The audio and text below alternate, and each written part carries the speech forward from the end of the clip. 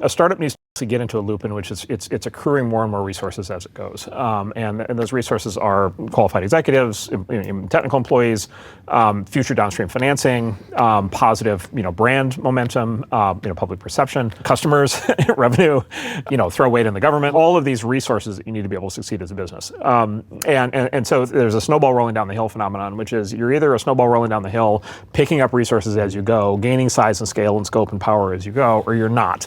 And you're kind of stuck at the top of the hill as a snowflake and you're just not going anywhere. And so the question is kind of how do you get into this kind of aggregation of resources thing? Economists call this, what's the term for the things that are at the height of the power? Preferential attachment. Yeah. A sort of mating of companies. It's the Matthew principle from the Bible, which is, he who has a lot will get more and he doesn't.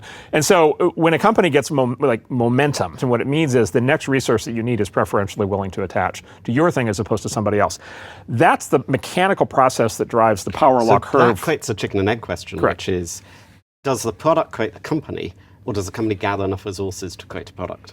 Yeah, so that's part of it. But again, to create the product, it's also like, okay, you got to create the engineers, right? Yep. And then you got to actually field the product. And to give an example, you got to have top-end security engineers. There are only so many top-end security engineers. Where do they want to work? They want to work at the top companies. If you're a brand new startup, how do you convince them that you're going to be a top company? You raise money from a top-tier VC. Yep. So that happens over and over again. The prosaic way that I put it is, my experience as a founder is a top-tier VC is a bridge loan of credibility at a point in time when the startup maybe deserves it, but just doesn't have it yet.